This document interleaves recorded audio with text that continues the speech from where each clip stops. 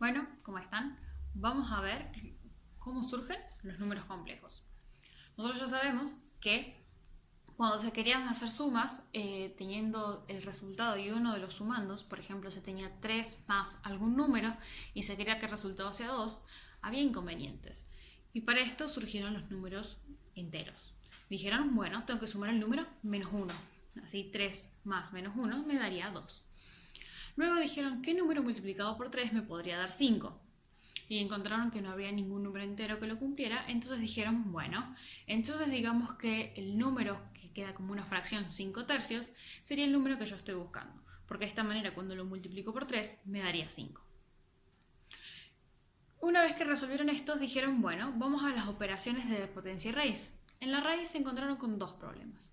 El primer problema que se encontraron fue que a veces no había números, fracciones, que eran los números más grandes que tenía en ese momento, que cuando los elevaran al cuadrado me dieran lo que tengo dentro de la raíz. Por ejemplo, raíz cuadrada de 2. No hay ninguna fracción que yo pueda escribir que cuando la eleve al cuadrado me dé como resultado 2.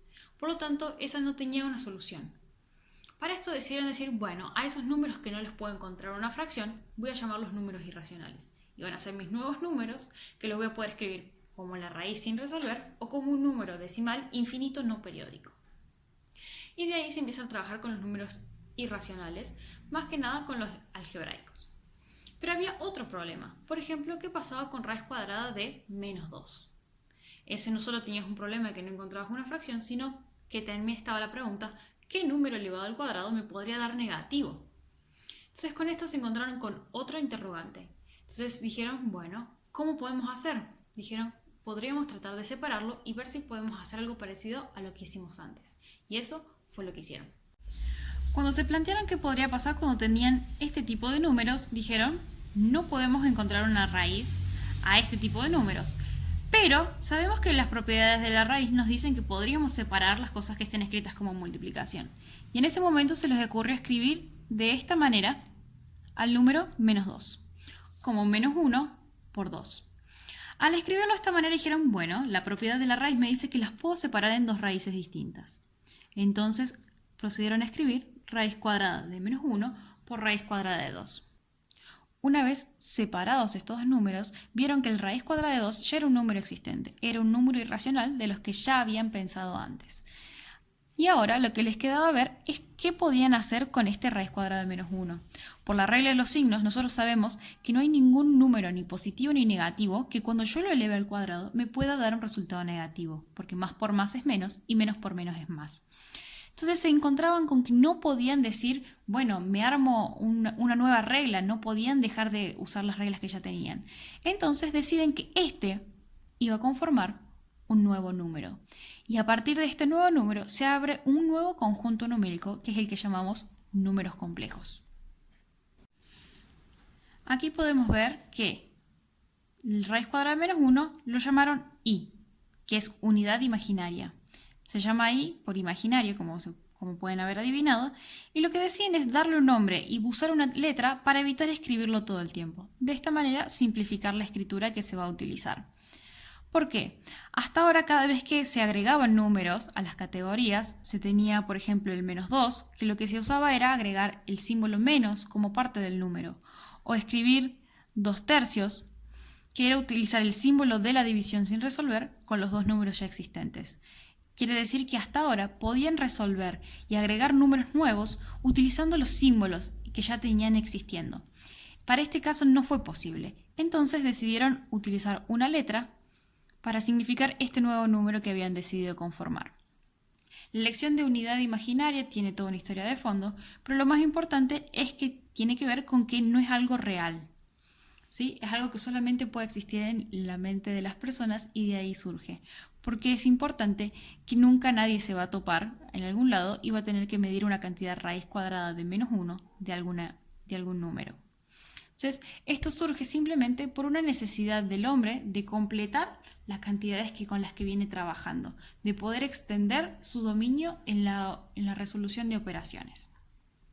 Al conformar esta unidad imaginaria y se preguntó qué puedo hacer con este nuevo número, porque solamente para resolver raíces lo voy a utilizar, y en parte sí, pero después se agrandó mucho más el campo.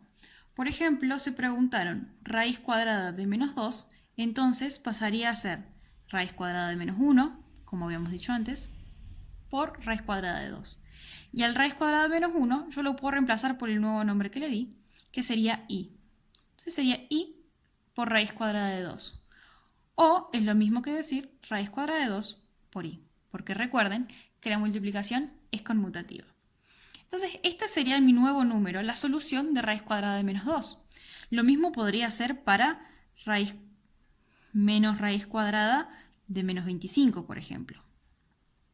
Voy a separar esto, va a ser menos raíz cuadrada de menos 1 por raíz cuadrada de 25.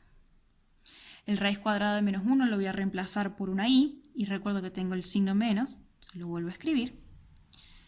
Y raíz cuadrada de 25 es exacto que yo sé que obtengo como resultado 5. Entonces ahí obtengo mi resultado, que es menos i por menos i por 5, que es lo mismo que decir menos 5 por i. Entonces de esta manera ahora puedo resolver cualquier tipo de raíz que aparezca. Y yo digo, cualquier tipo de raíz, ¿qué está pasando? Si yo acá solamente tengo raíz cuadrada, ¿qué pasaría con la raíz cuarta o la raíz sexta? Para estos casos se pueden usar diferentes raíces de la unidad imaginaria. Por ejemplo, si yo tengo raíz cuarta de menos 1, ¿sí? Esto es lo mismo que raíz cuadrada de menos 1. Entonces, por ejemplo, acá el resultado sería raíz cuadrada de i. Y de esa manera lo podría utilizar. Por otro lado, podría pensar qué pasa cuando quiero hacer una potencia de esta unidad imaginaria. Voy a reemplazar por el número que yo tengo.